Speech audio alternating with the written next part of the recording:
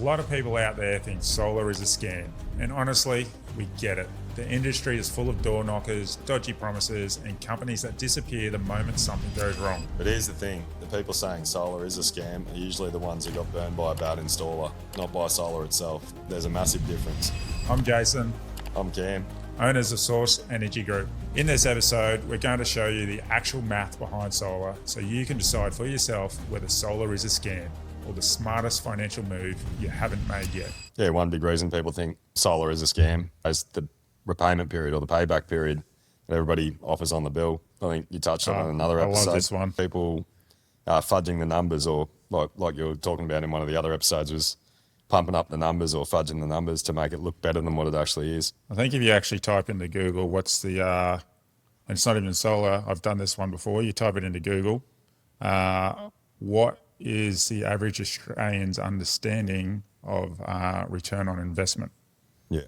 And the AI summary brought up about 70% understand in solar, the payback period is 3 to 5 years with 20 to 25% return on investment. Yeah, right. Which makes me laugh because Warren Buffett, he doesn't even make 20% a year. Yeah. Yes, you can make that good return on your solar system, but what makes me laugh is the same people that think it's a scam because they don't get a 20% return on investment or higher than 20% return on investment are the same people that probably don't even have any money invested in anything, even earning 5%. Yeah. You know what I mean? That's 20 to 25% payback period or 3 to 5 year payback period. That's obviously achievable through solar. Yeah. Okay, and that's just solar only. We're now stepping into an era where we've got the battery as well. You start adding the battery to it. Do you get a type of return with solar and battery? If you understand return, the more you pay, you're going to need a more return on it to get that same one. Okay, so solar itself will, if it's sized properly, is going to eliminate 70 to 80% of a bill, sometimes 90% of the bill. Yeah. So your battery is generally doing, say, 30%, isn't it? Yeah. When you add the battery to the equation, your payback period goes to 6 to 8 years instead of 3 to 5 years, and your return on investment is now 8 to 15% type thing. So I guess a lot of people think that that's still a bad return on their money because they've looked at solar and it's supposed to be 20. Yeah. As I said, it's the same people that they don't even have anything invested in anything that's getting a return. Yeah. At most people might have $20,000 or $30,000 or $50,000 sitting in their offset account if there's someone that's, kind of switched on. If you look at that, let's just say $20,000 in an offset account. I don't even know what the interest rates are at the moment. I don't look. Yeah, neither. But I've done the figures on this. At a 6% interest rate in your offset account, it's still less than what a solar and battery is going to make you, isn't it? Yeah, bang on. So you could take that 20 grand out of your offset account, get a proper designed solar system with battery that's going to reduce your bill down to close to zero as possible, and then just feed that money back into the mortgage.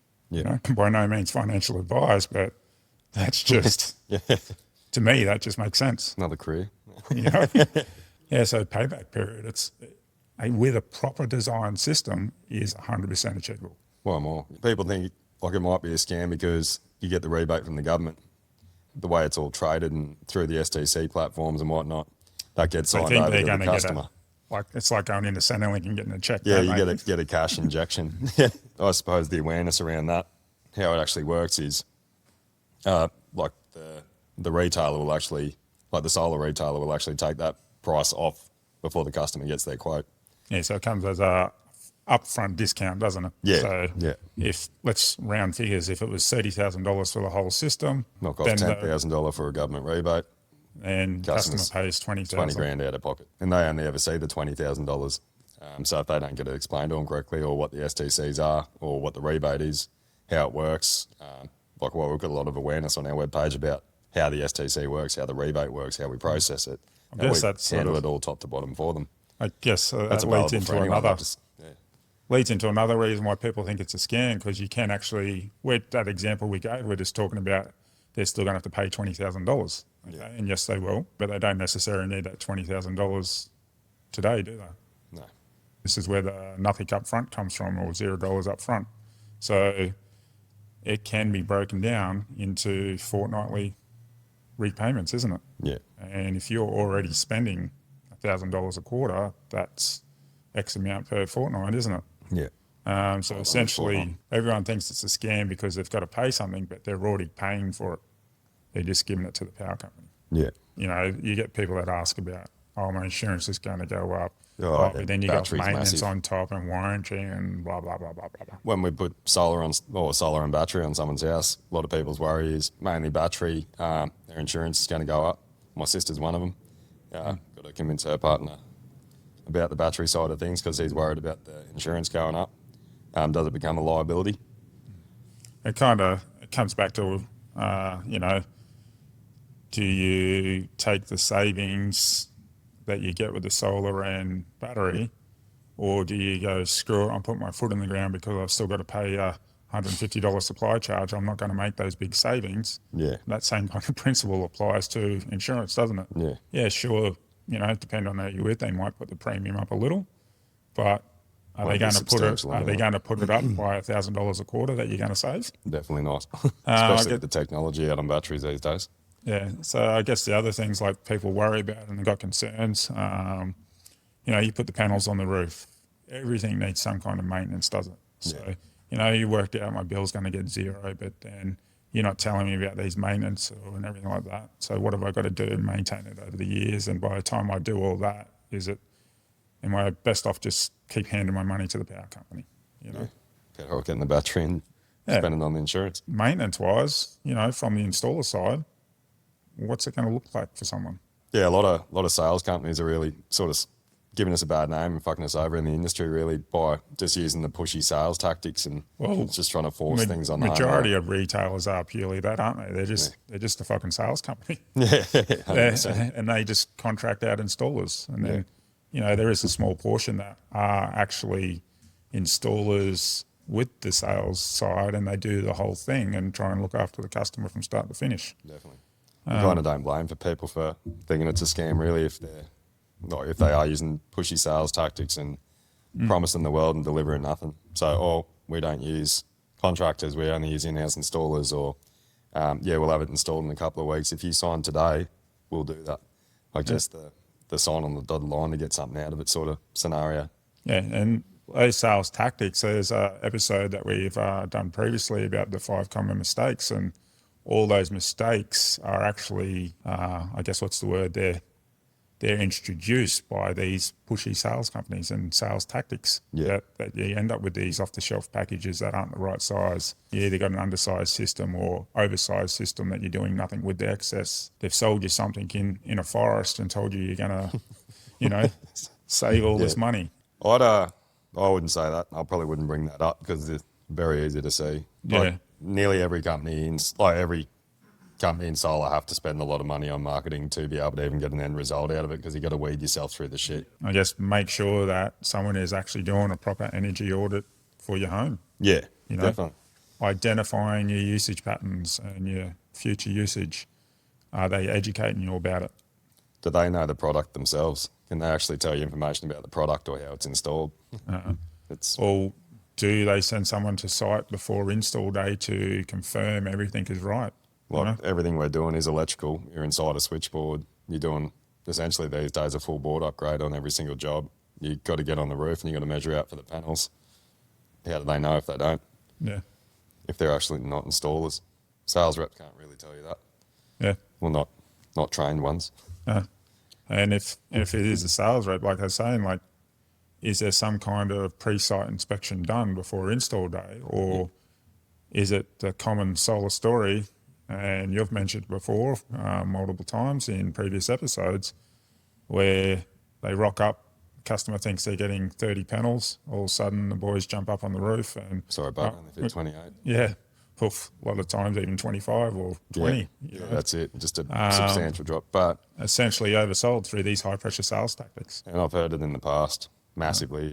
I can see it from a mile away being in manager positions in the past and whatnot, but I'll look at the design and I'll go, that won't fit. Yeah.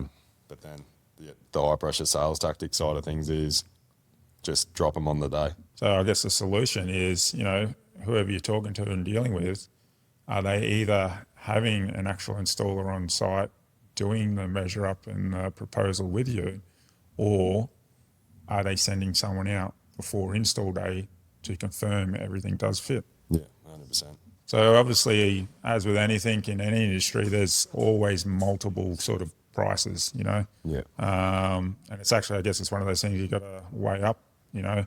Is it the actual price that I'm concerned about, or is it the actual cost, you know? So, you know, the price is what I pay today. The cost is the long term, which is kind of what we're talking about with the insurance and maintenance and everything like that. So when you look at the industry, and I've mentioned this before in previous episodes, there's the low end of the market, the high end of the market, and the middle end.